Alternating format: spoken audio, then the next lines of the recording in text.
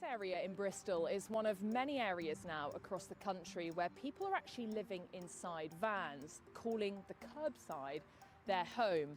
There are about 600 people who are now living inside vans here in Bristol, and the numbers have got so big, the council's now taking legal action against them. But why, you might ask, are they living inside vans? Well, for some, it's a lifestyle choice, but for others, it's a symptom of a national housing shortage.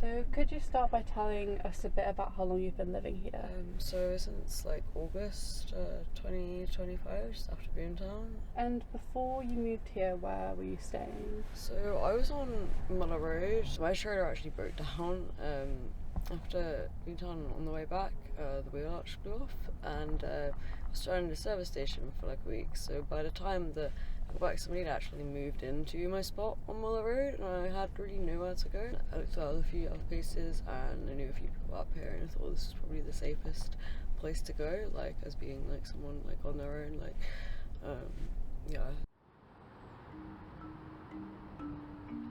My name's Tony Gosling, and I moved to Bristol in the 1990s from London, and then quite soon in 2002 I myself became homeless, and so I needed to use the auspices of BHAM. This is BHAM. They helped me find a squat.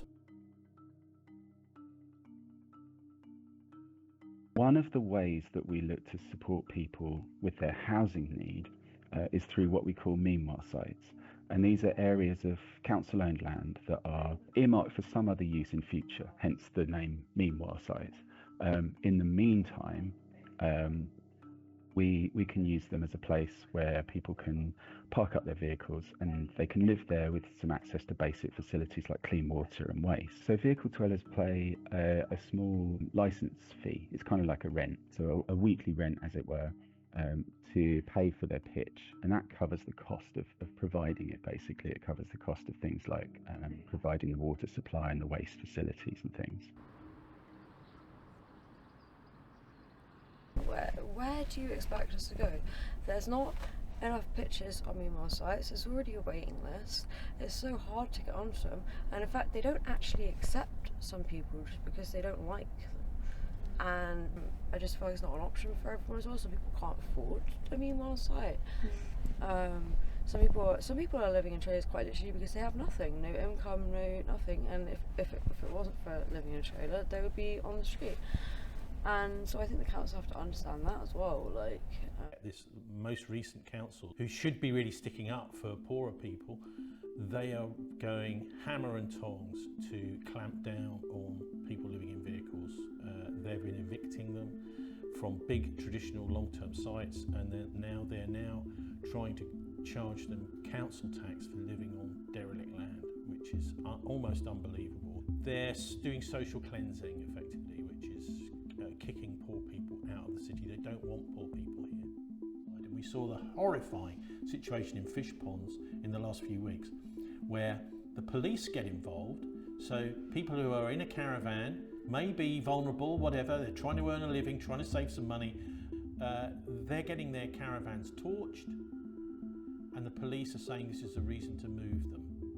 So the police are taking the side of the arsonists, the side of the criminals. There's been graffiti on vehicles, on caravans, etc., threatening to burn them down if they don't move. The police should be seeking out these people and prosecuting them for threatening to kill people.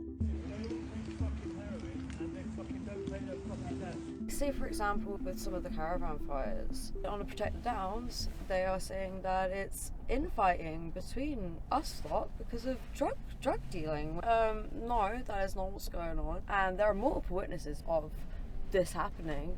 One guy, he came and he set fire. Some crazy guy, and yet the people on this group are saying that it's infighting between us, trying to make us look like we are the ones causing the damage. Why would we be setting fire to each other's trailers? And also just like the locals really don't like us being here. That could be quite jarring. You open your door and you've got like disgruntled faces, or people like I'll walk to the bus stop and I've got people looking at me and some people was like, oh, disgusting, disgraceful. It's like comments like this.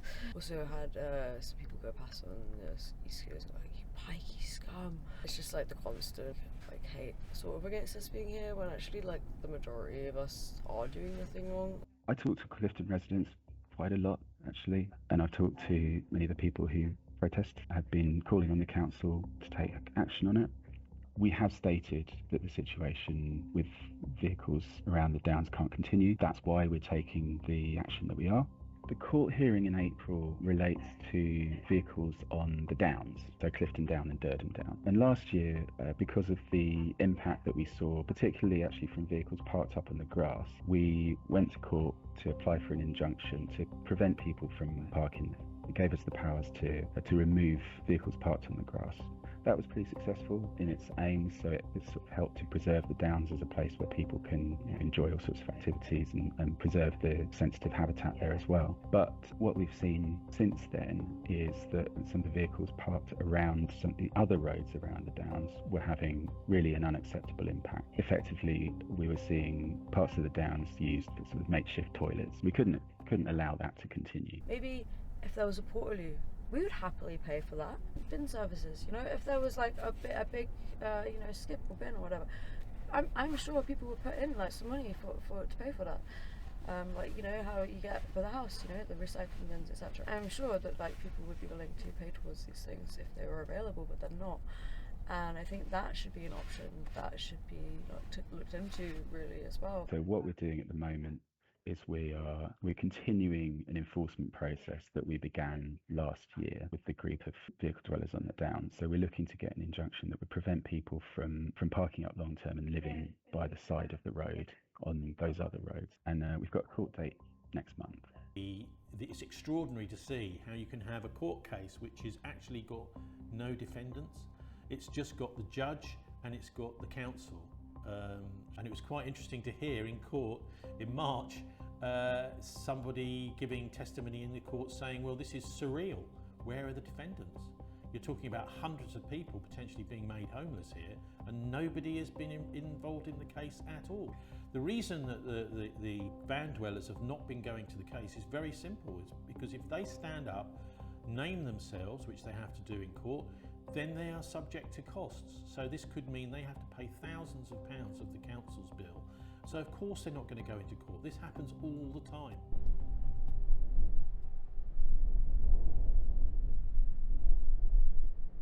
People need to be respectful of each other. They need to understand the difficult situation that people are living in, and that drives people to choose to move into a vehicle.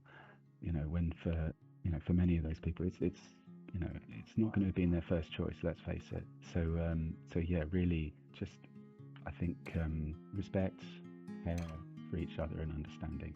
Actually talk to people, talk to your neighbours, rather than actually think, okay, maybe there's a reason. Maybe some people don't want to be in a trailer. Maybe this is their last hope. Maybe some people, in a trailer because this is how they feel safe, this is how they feel free, this is how they feel relaxed. They don't want to live in a house or house share. They've had bad experiences in houses. Maybe people are travellers.